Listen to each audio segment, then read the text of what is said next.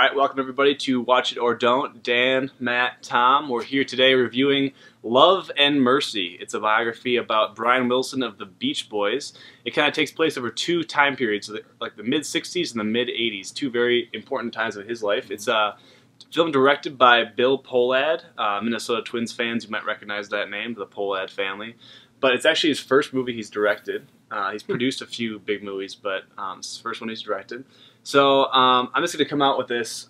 I love Brian Wilson and the Beach Boys. The Beach Boys might be one of my favorite bands, and I love this era of the Beach Boys. This covers the recording of Pet Sounds, which is my favorite album of all time, maybe. Yeah. So it covers that part of his life, but it also covers the 1980s when he's suffered from severe mental illnesses. So going into it, I've read his biography. I know going into this whole story, and I think they did a pretty good job of covering his life and also his creative process, what was going on in his mind, because he has a very interesting way of looking at things, ways of songwriting, ways of producing albums. I thought they did a pretty good job of covering that. What did you guys think about that? Well, I really enjoyed it. In the 60s, he's played by Paul Dano, and then in the 80s by John Cusack. Yeah. And both these guys do such a great job of playing Brian, and I don't know as much as Dan does, but I just kind of know the general issue behind his mental health and stuff like that. But I think they both did a fantastic job. One of my concerns with it is that they didn't always seem like they were playing the same character, and granted, there is a 20-year span in between. Plus mental health issues. Right, yeah, so I mean, it makes sense, but at the same time, it would have been nice to kind of see a little more connectivity between the two. I, all in all, thought the movie was okay. I enjoyed it. I wish I'd known a little bit more background history, because there were some things with his doctor, with the medical history and stuff like that. Played by Paul Giamatti. Yeah, and that character I was unsure of, because at one point he introduces himself as a brother from another mother, and I actually was trying to figure out who he was in the 60s, and then realized, oh, he's not anyone from the 60s, and felt really dumb about that. So that's one of my big things against this was, this movie, I feel like, kind of assumes you know who Brian Wilson is a little bit, and the Beach Boys. Definitely. And I don't know if most people do. No, and the crowd we saw it with was definitely baby boomer generation. I think they were familiar with it. Not your standard opening night crowd. No. Yeah. Not the Fast and Furious But I do agree with you. There is a disconnect from the two storylines. There are some points where it comes together. I think absolutely. Those do well. And it did better with that as it went on. When it started, it was a bit rougher. Right. Overall, I like the 60s story way more. Yeah. 80s, definitely. 80s story is... It was all that. It's nice. It feels kind of like a TV movie a little bit. Yeah. It does give it that a little bit. And one of the kind of redeeming factors is that fact that it, like Dan said, it is pretty accurate. I mean, I read on IMDb that they actually kind of wanted to tone down some of the stuff because it seemed so cliche, but then they decided to go for it because it was accurate. Yeah. So I mean that makes it a little better, but you're absolutely right. I wanted more of the 60s. I thought that there wasn't so much a clear plot during the 60s. I mean, it was him recording Pet Sounds, but it kind of seemed like little snapshots for a lot of the beginning of it, and I would have liked to see a much heavier focus on his mental health and his kind of musical genius, which are two sides of the same coin for him.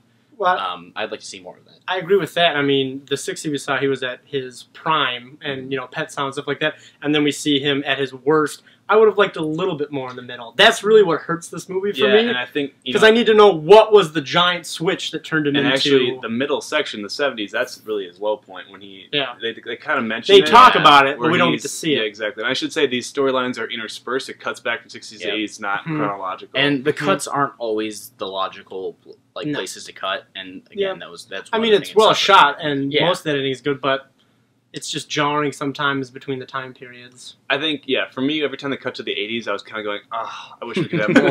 More of the 60s, but that's maybe not so much a detriment to the 80s part. It's more of that I love the 60s section so much. That's fair. And like I said, Cusack, Giamatti, and I think even Elizabeth Banks, who was not quite as strong. Yeah, they're but fine. They all did a good enough job where I cared about it. And they were all each good in their own way, but that almost makes it, for me, it feels like two different movies. It could have been. It's two different movies, for sure. Right. And I have a hard time with the connection. So can I give my rating? Is that cool for you? it.